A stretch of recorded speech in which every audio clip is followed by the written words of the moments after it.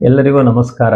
ಯಂತ್ರೋದ್ಧಾರ ಪ್ರಾಣದೇವರ ಸನ್ನಿಧಾನಕ್ಕೆ ಹೋಗಿ ಅಲ್ಲಿಂದ ಹಾಗೆ ರಘುನಂದನ ತೀರ್ಥರ ಸನ್ನಿಧಾನವನ್ನು ನೋಡಿ ಬರೋಣ ಅಂತ ಹೋಗಿದ್ದೆ. ಬೋಟಲ್ಲಿ ಹೋಗಬೇಕಾದ್ರೆ ಒಬ್ಬ ಅಂಬಿಗ ನಾನು ಕರ್ಕೊಂಡು ಹೋಗ್ತೇನೆ ನಿಮ್ಮನ್ನ ಅಂತ ಕರೆದುಕೊಂಡು ಹೋಗಿ ಅಲ್ಲಿಯ ಬೀಗ ಎಲ್ಲ ತೆಗೆದು ನಾನಿಲ್ಲಿ ಪ್ರತಿದಿನ ಸೇವೆ ಮಾಡ್ತೇನೆ ಅಂತ ಹೇಳಿ ತನ್ನ ಅನುಭವವನ್ನು ಶುರು ಮಾಡಿದ.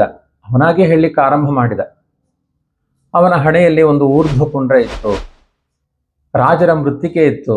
ಅದು ನೋಡಿ ಸಹಜವಾಗಿ ನನಗೆ ಭಾವನೆ ಹುಟ್ಟಿತು, ನಿನಗೇನಯ್ಯ ರಾಜರ ಮೃತ್ತಿಗೆ ಹಚ್ಚಿಕೊಳ್ಳುವ ದೀಕ್ಷೆ ಅಂತ ಕೇಳಿದೆ. ಅವನೊಂದು ಮಾತಾಡಿದ, ರೋಮಾಂಚನ ಆಯಿತು ನನಗೆ. ನೀವೇ ಕೇಳಿಸ್ಕೊಳ್ಳಿ, ಯಾವುದೋ ಅತಿಶಯೋಕ್ತಿ ಅಲ್ಲ. ನಮ್ಮನ್ನ ತೆಪ್ಪ ಹಾಕಿ ದಾಟಿಸಿದವನು ಅವನು, ಗೋವಿಂದರಾಜ ಅಂತ ವಾಲ್ಮೀಕಿ ಜನಾಂಗದ ಹುಡುಗ. ಅವನ ಅನುಭೂತಿಯನ್ನ ನೀವೇ ಕೇಳಿ. ಒಮ್ಮೆ ಪರಿವರ್ತನೆಯ ಮಾತುಗಳಿವು. ಪ್ರತಿಯೊಬ್ಬರಿಗೂ ಒಂದು ಆ ದೀಕ್ಷೆ ರಾಜರು ಯೋಗ್ಯತೆ ಇದ್ದಲ್ಲಿ ಕೊಡ್ತಾರೆ ಎನ್ನಲಿಕ್ಕೆ ಇದೊಂದು ಸ್ಪಷ್ಟ ನಿದರ್ಶನವಾಗಿದೆ. ನೀವೇ ಕೇಳಿ. ರಘುನಂದನ ತೀರ್ಥರ ಸನ್ನಿಧಾನಕ್ಕೆ ಬಂದಿದ್ದೀವಿ. ಇಲ್ಲಿ ಗೋವಿಂದರಾಜು ಅಂತ ಸೇವಕ, ರಘುನಂದನ ತೀರ್ಥರ ಸೇವಕ. ಅವನು ವಾದಿರಾಜರ ಮೃತ್ತಿಕೆ ಧಾರಣೆ ಮಾಡ್ತಾನೆ, ಊರ್ಧ್ವಪುಂಡ್ರ ಧಾರಣೆ, ತುಳಸಿ ಮಣಿ, ನಿಷ್ಠನಾಗಿ ಇದ್ದಾನೆ. ಅವನು ಜಗನ್ನಾಥದಾಸರ ಅನುಗ್ರಹ, ವಾದಿರಾಜರ ಅನುಗ್ರಹದಿಂದ ಇಲ್ಲಿ ಸೇವೆ ಮಾಡ್ತಾ ಇದ್ದೀನಿ ಅಂತ ಹೇಳಿದ. ಅದರ ಪ್ರಭಾವ ಏನು ನೀನೇ ಹೇಳಪ್ಪ. ನನಗೆ ಒಮ್ಮೆ ಕೆಲವೊಬ್ಬರು ಹೇಳಿದಾಗ ಮೃತ್ತಿಗೆ ಹಚ್ಚಬೇಕೋ, ನಾವು ಗೋಪಿಚಂದನ ಹಚ್ಬೇಕೋ ಇಲ್ಲ ಅಂತ ನನಗೆ ತೊಂದರೆ ಆಗ್ತಿತ್ತು. ಆದರೆ ಆ ಮನಸ್ಸಲ್ಲೆಲ್ಲ ನನಗೆ ಅವೆಲ್ಲ ಹಚ್ಕೊಳ್ಬೇಕಂತ ನನಗೆ ಮನಸ್ಸಲ್ಲಿ ಇರ್ತಿತ್ತು. ಆದರೆ ಕೆಲವೊಬ್ಬರು ಬ್ರಾಹ್ಮಣರ ಕಾರಣದಿಂದ ನನಗೆ ಭಯ ಆಗ್ತಿತ್ತು, ಎಲ್ಲಿ ಹಚ್ಕೊಂಡು ಹೋಗ್ಬಿಟ್ರೆ ಬೈದು ಬಿಡ್ತಾರೋ ಏನು ಮಾಡ್ತಾರೋ ಅಂತ ಒಂಥರ ಕುತೂಹಲ ಇತ್ತು, ಇದಕ್ಕೆ ಹಚ್ಬೇಕೋ ಬೇಡ ಅಂತಂದು. ಆವಾಗ ನಾನು ಒಮ್ಮೆ ನದಿ ಹತ್ತಿರ ಕೂತಾಗ ಈ ಸಮಯದಲ್ಲಿ ಒಬ್ಬರು ಜಗನ್ನಾಥ ದಾಸರು ಅಂತ ಒಬ್ಬರು ನನಗೆ ಅವರು ಹೇಳಿಲ್ಲ, ಅದು ಯಾರು ಕಂಡಿಲ್ಲ. ಒಟ್ಟು ಅವ್ರು ಹೋದ ನಂತರ ನಮಗೆ ಗೊತ್ತಾಯಿತು. ಅವ್ರು ಬಂದು ನಾನು ಸುಮ್ಮನೆ ಕೂತಿದ್ದೆ ನದಿ ದಂಡೆಗೆ. ಅವ್ರ ಪಾಡಿಗೆ ಅವ್ರು ಸ್ನಾನ ಸಂಧ್ಯಾವನ ಮಾಡಿದರು. ಬಂದು ನೀನೇನು ಚಿಂತೆ ಪಡಬೇಡ, ನೀನು ವಾದಿರಾಜರ ಮೃತ್ತಿಕೆ ಹಚ್ಚು, ಏನು ಪರವಾಗಿಲ್ಲ, ಗೋಪಿಚಂದನ ಹಚ್ಚು, ನಿನಗೆ ಏನು ತೊಂದರೆ ಇಲ್ಲ, ಯಾರೇನು ಅನ್ನೋದಿಲ್ಲ, ಏನನ್ನು ಕೇಳಿದರೆ ಜಗನ್ನಾಥ ದಾಸರು ಹೇಳಿದ್ದಾರೆ ಅಂತ ಹೇಳಂತ ಅಂದರು. ಇಷ್ಟು ಮಾತ್ರ ಗೊತ್ತು. ಅವಾಗಲಿಂದ ನಾನು ಹಚ್ಚುತ್ತಾ ಇದ್ದೀನಿ. ಆಮೇಲೆ ಅವ್ರು ಯಾರು ಸಿಗಲಿಲ್ಲ? ಅವ್ರು ಯಾರು ಸಿಗಲಿಲ್ಲ. ಜಗನ್ನಾಥ ದಾಸರು ಎಲ್ಲಿ ಬಂದರು, ಹೆಂಗೆ ಹೋದ್ರು ಗೊತ್ತಾಗಲಿಲ್ಲ. ಅವ್ರು ಬಂದಿದ್ದು ಇದೇ ಜಾಗದಲ್ಲಿ ನದಿ ಹತ್ರ ಇದ್ದೆ ನಾನು. ಹೆಂಗಿದ್ರು ಅವರು? ಅದು ಮಕ ಹೇಳಕ್ಕಾಗಲ್ಲ, ನೋಡಿದ ತಕ್ಷಣ ಹೇಳ್ಬೇಕಾಗತ್ತೆ. ಇವಾಗ ಆ ಥರ ಹೇಳಕ್ ಬರೋದಿಲ್ಲ. ತೇಜಸ್ವಿ ಆಗಿದ್ರ? ಚೆನ್ನಾಗಿ ಅದ್ಭುತವಾಗಿ ಕಳೆದು ಮಕ ತೇಜಸ್ಸು ಚೆನ್ನಾಗಿ ಇರ್ತಾರೆ ಗುರುಗಳು ಅಂತ. ಹಚ್ಕೊಂಡ್ಮೇಲೆ ಏನ್ ಪ್ರಭಾವ ಆಯ್ತು? ನನಗೆ ಬದಲಾವಣೆ ಆಯ್ತು, ತುಂಬಾ ಬದಲಾವಣೆ ಆಯ್ತು. ರೋಗಗಳು ಪರಿಹಾರ ಆಯ್ತು. ನಾನು ಹಚ್ಕೊಳ್ಳೋದಲ್ಲ, ನಮ್ಮ ಮನೆಯಲ್ಲಿ ಕೋಳಿಗಳಿಗೆ, ನಮ್ಮ ಕುರಿಗಳಿಗೆ ರೋಗ ರುಜಿನ ಬಂದ್ರೆ ಆ ರಾಜರ ಮೃತ್ತಿಕೆಯಿಂದ ನಮಗೆ ಡಾಕ್ಟರ್ ಹತ್ರ ಹೋಗ್ಲಿಕ್ಕೆ ನನಗೆ ಗೊತ್ತಿಲ್ಲ, ದುಡ್ಡಿಲ್ಲ, ನಮಗೆ ಕೊಡೋದು ಬಹಳ ಕಡಿಮೆ, ನಾವ್ ಇಲ್ಲಿಂದ ಹೋಗ್ಬೇಕು ಬಡವರು. ನಮ್ಗೇನಿಲ್ಲ, ಒಂದು ರಾಜರ ಮೇಲೆ ಇರೋ ಒಂದು ನಂಬಿಕೆ. ಯಾವ ನಂಬಿಕೆ ಅಂದ್ರೆ ರುಜುಗಳು, ಪ್ರಾಣದವ್ರ ಕೈಲಿಂದ ಯಾವುದು ಅಸಾಧ್ಯ ಎಂಬುದು ಸಾಧ್ಯನೇ ಇಲ್ಲ.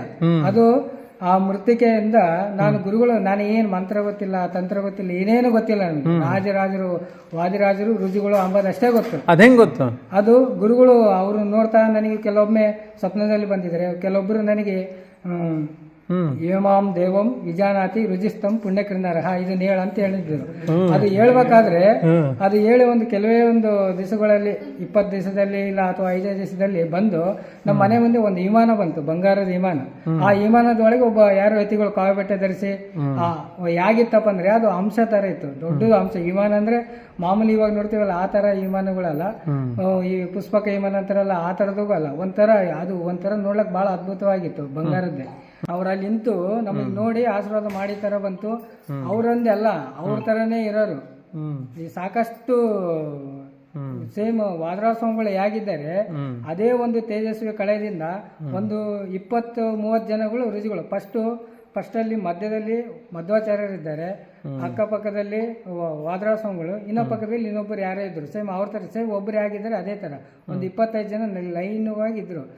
ಅದರಲ್ಲಿ ಮೇನ್ ಇವಾಗ ಇರೋದಪ್ಪ ಅಂದ್ರೆ ಇವ್ರು ನನಗೆ ಆ ಕನಸಲ್ಲಿ ಬಂದಿರೋ ಪ್ರಕಾರ ಅವರು ನನಗೆ ಹೇಳಿದ್ರು, ಯಾರು ವಾದರಾಜರು ಯಾರು ಇವರು ಮಧ್ವಾಚಾರ್ಯ ನನಗೆ ಗೊತ್ತಿಲ್ಲ. ನನಗೆ ಯಾರೋ ಒಬ್ರು ಹೇಳ್ತಾ ಇದ್ರು ಅಷ್ಟೇ ಆ ಕನಸಲ್ಲಿ. ಇವ್ರು ಮುಂದೆ ಮಧ್ಯದಲ್ಲಿ ಇರೋರು ಮಧ್ವಾಚಾರ್ಯರು, ಪಕ್ಕದಲ್ಲಿ ಇರೋರು ವಾದರಾಜ ಸ್ವಾಮಿಗಳು, ಅವರು ಹಿಂದೆ ಇರೋರೆಲ್ಲ ಅವ್ರ ಶಿಷ್ಯಂದ್ರು ಅವರೆಲ್ಲ ರುಜಿ ದೇವತೆಗಳು ಅಂತ ಹೇಳ್ತಿದ್ರು. ಈ ತರ ಇದ್ದಾಗ ನನಗೆ ಸ್ವಪ್ನದಲ್ಲಿ ಆ ಶ್ಲೋಕವನ್ನು ಹೇಳಿದಾಗ ನನಗೆ ಆಗಿರೋದು ಯಾವ ಶ್ಲೋಕ ಹೇಳಿದ್ರು?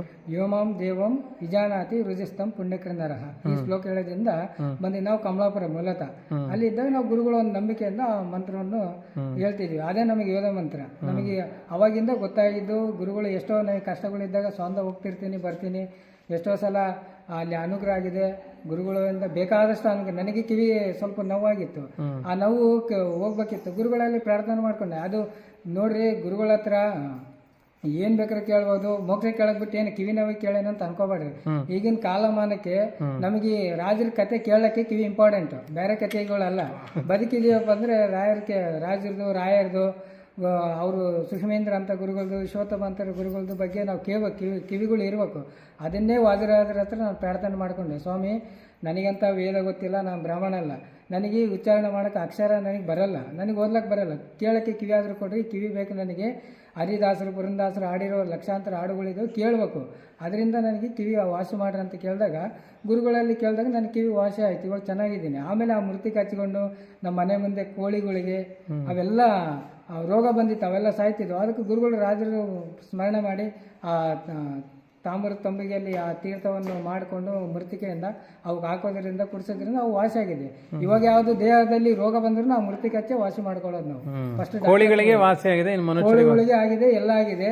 ಆದ್ರೆ ಆ ಮೃತ್ತಿಕೆ ಪ್ರಭಾವ ಅವಾಗಲ್ಲ, ಇವಾಗ್ಲೂ ರಾಜರಿದ್ದಾರೆ, ಇವಾಗ್ಲೂ ನಡೆಸ್ತಿದ್ದಾರೆ. ಅದು ಸುಳ್ಳು ಅಂತ ತಿಳಿದ್ರು ಅವರೇ ಪಾಪಿಗಳು ಅಂತ ಹೇಳ್ಬೇಕು. ಅವ್ರು ನಿಜವಾದ ರಾಜರ ಭಕ್ತರಲ್ಲ ಅಂತ ಹೇಳ್ಬೇಕು. ಯಾರು ರಾಜರ ಭಕ್ತರಿದ್ದಾರೆ ಆ ಮೃತ್ತಿಕೆಯಿಂದ ಇವತ್ತುವರೆಗೂ ಅದು ಒಳ್ಳೇದಾಗ್ತಿದೆ. ರಾಜರ ಮೃತ್ತಿಕೆ ಅಷ್ಟು ಶಕ್ತಿ ಇದೆ, ಬೇರೆ ಔಷಧಿಗಳು ಬೇಡ ಅಂತ ಅಲ್ಲ. ಬಟ್ ಆದ್ರೆ ನಂಬಿಕೆಯಿಂದ ನಡೆದವರಿಗೆ ರಾಯರು ಆ ರೀತಿ ರಾಜರು ಅನುಗ್ರಹ ಮಾಡ್ತಾರೆ. ನಮಗೆ ಏನಿಲ್ಲ, ಅದಕ್ಕೆ ಏನು ಇಲ್ದಾರಿಗೆ ರಾಜರೇ ದಿಕ್ಕು ಅಂದಂಗೆ ನಾನು ಇದ್ದೀನಿ. ಹಂಗಾಗಿ ರಾಜರು ನನಗೆ ಆ ರೀತಿಯಿಂದ ನನಗೆ ಅನುಕೂಲ ಮಾಡ್ತಿದ್ದಾರೆ. ಹಾಗಂತ ನಾನು ಹಾಸ್ಪಿಟ್ಲಿಗೆ ಹೋಗ್ತಿಲ್ಲ, ಹಾಸ್ಪಿಟ್ಲಿಗೆ ಬೇಡ ಅಂತ ಹೇಳ್ತಿಲ್ಲ. ನನಗೆ ಅನುಕೂಲ ಇಲ್ಲಾದಾಗ, ದುಡ್ಡು ಇಲ್ಲಾದಾಗ ರಾಜರಿಂದ ಕೇಳ್ತೀನಿ, ರಾಜರೇ ನನಗೆ ಅನುಗ್ರಹ ಮಾಡ್ತಾರೆ, ದುಡ್ಡನ್ನು ಕೊಡೋದು ಅವರೇ. ಇವತ್ತು ನಡೆಸ್ತಿರೋದು ಎಲ್ಲ ರಾಜರು ರಾಯರ ಅನುಗ್ರಹದಿಂದನೇ ಹೋಗ್ತಾ ಇದ್ದೀನಿ. ಒಂದು ಮೃತ್ತಿಕೆ ಹಚ್ಚೋ ಕಾರಣ ಜಗನ್ನಾಥ ದಾಸರ ಅನುಗ್ರಹದಿಂದ ಹಚ್ಚುತ್ತಾ ಇದ್ದೀನಿ. ನನಗೆ ಗೊತ್ತಿರಲಿಲ್ಲ ಮೃತ್ತಿಕೆ ಏನಂತ. ಅವ್ರು ಹೇಳಿದ್ದಕ್ಕೆ ನಾನು ಹಚ್ಚುತ್ತಾ ಇದ್ದೀನಿ, ನನಗೆ ಒಳ್ಳೇದಾಗ್ತಿದೆ, ಹಂಗೆ ಮಾಡ್ತಾ ಇದ್ದೀನಿ ನಾನು. ಆಗಲಪ್ಪ, ತುಂಬ ಒಳ್ಳೆಯದು, ಸಂತೋಷ. ಕೇಳಿದ್ರಲ್ವಾ, ರಾಜರು ಅನುಗ್ರಹ ಮಾಡುವುದಾದರೆ ಎಲ್ಲೋ ಇದ್ದ ಯಾವ ವ್ಯಕ್ತಿಯನ್ನು ಅವರು ಆರಿಸಿಕೊಳ್ತಾರೆ. ಅರ್ಹತೆ ಇಲ್ಲ ಅಂದರೆ ಆ ದೊಡ್ಡ ವೇದಾಂತದ ನಡುವೆ ಇದ್ದರೂ ಕೂಡ ರಾಜರ ಬಗ್ಗೆ ಅವರ ಅರಿವನ್ನು ಕೊಡೋದಿಲ್ಲ ಅನ್ನಲಿಕ್ಕೆ ಇಂಥ ಸಾಕಷ್ಟು ಉದಾಹರಣೆಗಳಿವೆ. ನಮಗೆ ರಾಜರು ಅವಾಗ ಇಲ್ಲಿ ತೋರಿಸ್ತಾರೆ, ಅದು ನಮ್ಮ ಅನುಭೂತಿಗೂ ಬರುತ್ತೆ.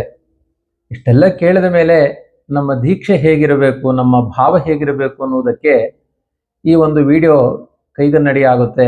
ಎಲ್ಲರಿಗೂ ಒಂದು ಬಾರಿ ಆತ್ಮವಿಮರ್ಶೆಗೆ ಇದು ದಾರಿ ಆಗುತ್ತೆ ಅಂತ, ಯಾರು ಆ ದಾರಿಯಲ್ಲಿದ್ದಾರೆ ಅಂತಹವರಿಗೆ ಉತ್ಸಾಹ ಜಾಸ್ತಿ ಆಗುತ್ತೆ ಅಂತ ನಾನು ಭಾವಿಸ್ತೇನೆ. ಹೆಚ್ಚೇನು ಮಾತನಾಡಲ್ಲ. ಹರಯೇ ನಮಃ.